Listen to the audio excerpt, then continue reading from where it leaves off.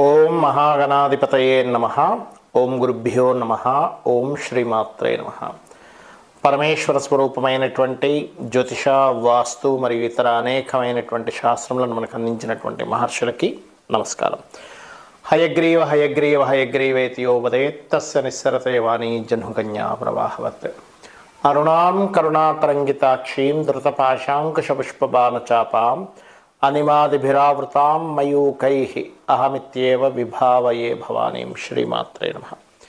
ప్రేక్షకులకి ఆ లలితాంబిక అమ్మవారి యొక్క అనుగ్రహం పరిపూర్ణంగా కలగాలని మనస్ఫూర్తి కోరుకుంటూ మనం ఈరోజు చెప్పుకోబోయేటువంటి టాపిక్ ఏమిటి అంటే, ఇవాళ రేపు మనం చూస్తున్నట్లయితే వివాహాలు చేస్తున్నారు కానీ వాళ్ళకి కొద్ది రోజుల్లోనే విడిపోవడం జరుగుతుంది. దానికి మేము జాతకాలు చూపించామంటూ ఉంటారు. కానీ ఇక్కడ జరుగుతున్నటువంటి తప్పిదము ఏమిటి అంటే 36 పాయింట్లకి 18 పాయింట్లు కలిసేయా అంటే చేసేస్తున్నారు.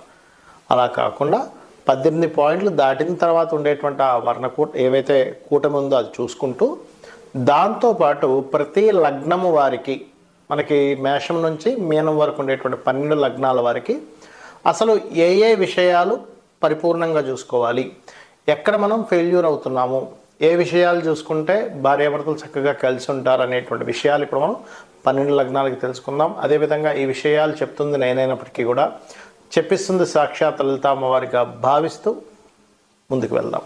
మిథున లగ్నము, మిథున రాశి. మిథునం వారికి ముఖ్యంగా పర్సనల్ చార్ట్ కానీ మ్యారేజ్ మ్యాచింగ్ చూసుకునేటప్పుడు కానీ రాశి ఓన్లీ మనస్కారకులు ఎంతవరకు కలుస్తారో అనేది చూసుకోవాలి. బట్ లగ్నమే ప్రధానం, గుర్తుపెట్టుకోండి. అయితే ఇక్కడ మిథునం వారికి సర్వసాధారణంగా డియోల్ సైన్స్ అంటారు. అంటే దిస్వభావ లగ్నాలకి సప్తమాధిపతి బాధకుడు. బాధకుడు అయినందుకు మరి ఎలాంటి ఫలితాలు ఇస్తాడు అంటే, వివాహము అనుకునేటువంటి ప్రక్రియ ఏదైతే ఉందో కొంచెం అబ్బాయి ఇప్పుడు నేను చేసుకోవాలా, అవసరమా, ఆ తత్వంలో వెళ్తూ ఉంటుంది. అలా కాకుండా సప్తమంలో ఇంకా కాస్త శనికేతువులు కూడా కలిసి ఉండి, లేదా సప్తమాధిపతి గురువు వెళ్ళి, ఎందుకంటే మిథున లగ్నానికి సప్తమాధిపతి గురువు అవుతాడు.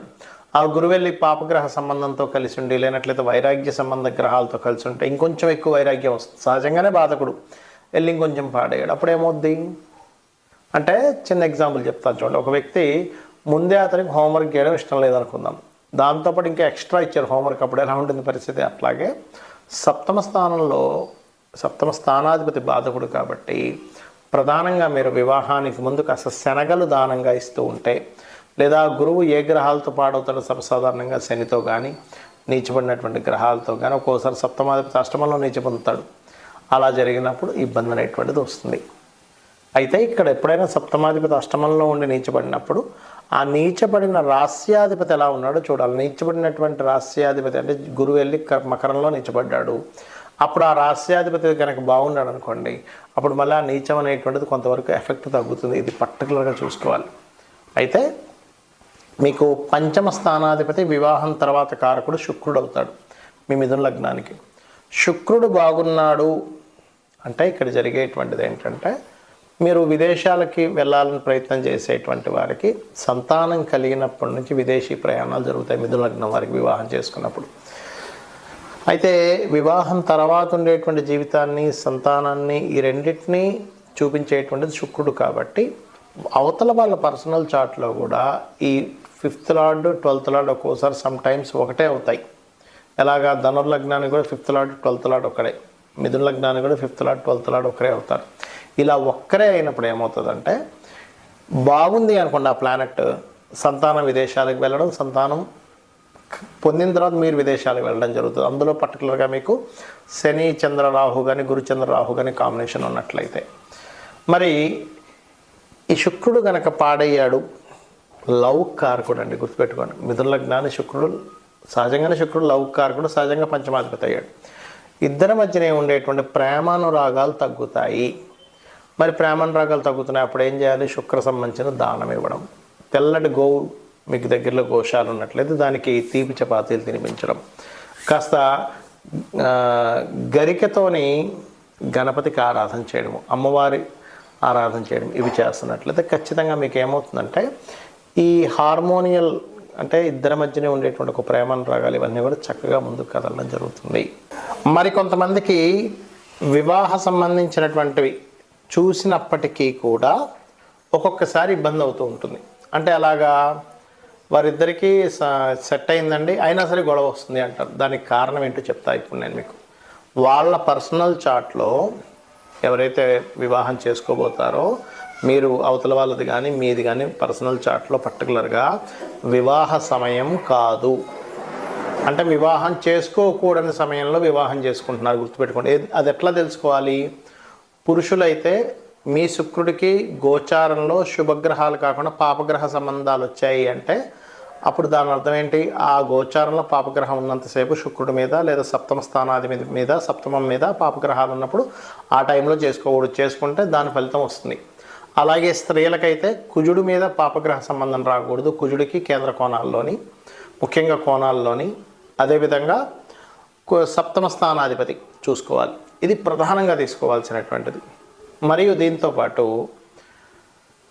పర్టికులర్గా మీరు కనుక ఇద్దరికి అంటే ఇప్పుడు ఇద్దరికి సరైన సమయం అనుకోండి వివాహం చేసుకోవడానికి, అప్పుడు బాగుంటుంది. అలా కాకుండా ఒకరికి బాగుండి ఒకరికి బాగాలేదు వివాహం చేసుకున్నాక అప్పుడు ఏంటి యావరేజ్గా ఉంటుంది. వాళ్ళిద్దరు వివాహం చేసుకుంటే ఆ గ్రహస్థితి వెళ్ళిపోయే వరకు. దీంతోపాటు ఎవరికైనా వివాహం అవ్వటం లేదు, చాలామంది సంబంధాలు చూసుకుంటుంటారు కానీ సెట్గా ఒక్కోసారి. దానికి కారణం ఏంటంటే వాళ్ళకి జన్మజాతకంలో బలం లేదు వివాహం మీద. అలాంటప్పుడు మీరు చేయవలసింది ఏమిటి? స్త్రీలైతేనేమో నవగ్రహాల్లో కుజ శని రాహు గ్రహాల దగ్గర దీపారాధన చేయండి. పురుషులైతే శుక్రకేతు గ్రహాల దగ్గర దీపారాధన చేయండి. గోవులకి గ్రాసము తీపి చపాతీలు పెట్టండి పురుషులైతే. స్త్రీలైతే గోవులకి దేశీవాలి గోవుకి కందులేమో దానం ఇవ్వచ్చు. గోవులకు పెట్టేటువంటిది ముఖ్యంగా క్యారెట్స్, బెల్లము తినిపించండి గోవులకి. దీంతోపాటు వివాహం అవ్వట్లేదు అనుకునేటువంటి వారు ఓం కామేశబద్ధ మాంగళ్య సూత్రశోభిత కందరాయై నమః. లేదంటే వివాహం అయింది కానీ మా ఇద్దరి మధ్యన మాటి గొడవలు వస్తున్నాయి అని అనుకున్నప్పుడు మీరు ఏం చేస్తారంటే ఓం శివకామేశ్వరాంకస్త శివాస్వాధీన వల్లభాయై నమః. సమ్ టైమ్స్ ఏమవుతుందంటే మీ జన్మజాతకంలో మీకు కొంతకాలం జీవిత భాగస్వామితో ఎడబాటుగా ఉండే యోగం ఉంటుంది. అప్పుడు దాన్ని యాక్సెప్ట్ చేయండి. అది యాక్సెప్ట్ చేయకుండా దగ్గరగా ఉందామనే ప్రయత్నం చేసినప్పుడు ఏమవుతుందంటే మీ ఇద్దరి మధ్యన అనవసరమైనటువంటి గొడవలు వస్తూ ఉంటాయి. అలా కాకుండా ఒక్కొక్కసారి ఆల్రెడీ వివాహం అయిపోయిందండి కానీ సప్తమంలో పలానా ప్లానెట్ పాడవడం వల్ల మేము ఇబ్బంది పడుతున్నాం అన్నప్పుడు ఆ ప్లానెట్కి సంబంధించినటువంటి దానం ఇవ్వడం. అంటే రవి ఉన్నాడు అనుకోండి, గోధుమలు, చంద్రుడైతే బియ్యము, కుజుడైతే కందులు, బుధుడైతే పెసలు, గురువు అయితే శనగలు, శుక్రుడైతే బొబ్బర్లు, శని అయితే నువ్వులు, రాహు అయితే మినుములు, కేతు అయితే ఉలవలు. ఈ రకంగా దానం ఇవ్వచ్చు. లేదా అధిష్టాన దేవతలు అంటే సూర్యభగవాను ఆరాధించడం, రవి అయితే, చంద్రుడైతే అమ్మవారు, శుక్రుడైన అమ్మవారికి చేసుకోవచ్చు, గురువు అయితే దత్తాత్రేయుడు, శని అయితే శివుణ్ణి లేదా ఆంజనేయ స్వామిని, రాహు దుర్గా, కేతు వచ్చేసి గణపతిని. ఈ రకంగా కూడా చేసుకోవచ్చు. బుధుడైతే విష్ణువుని. అంటే అది యాక్టివ్ అవుద్ది. మీరు ఎప్పుడైతే ఆ గ్రహం యొక్క అధిష్టాన దేవతకి చేసుకుంటారో ఖచ్చితంగా యాక్టివ్ అవ్వడం. ప్రధానంగా మీరు తీసుకోవాల్సిన జాగ్రత్త ఏంటంటే మీరు ఈ సప్తమ స్థానంలోని 12వ స్థానంలో ఉండే గ్రహాలు ఎలా ఉన్నాయి, మీకు ఏ సమయంలో వివాహం చేసుకుంటే కరెక్ట్ టైం, ఏ సమయంలో చేసుకోకూడదు, ఇప్పుడు అసలు మీరు వెతుకుతున్న సమయానికి ఇప్పుడు అసలు వివాహ యోగం ఉందా లేదా ఇవి చూసుకోవాలి. ప్రతి ఒక్కరికి కూడా 3 నుంచి 5 సార్లు వస్తుంది వివాహ సమయం. సో ఇవి చూసుకొని మీరు మీ యొక్క జీవితాన్ని ఆనందమయంగా చేసుకుంటారని కోరుకుంటూ శ్రీమాత్రే నమః.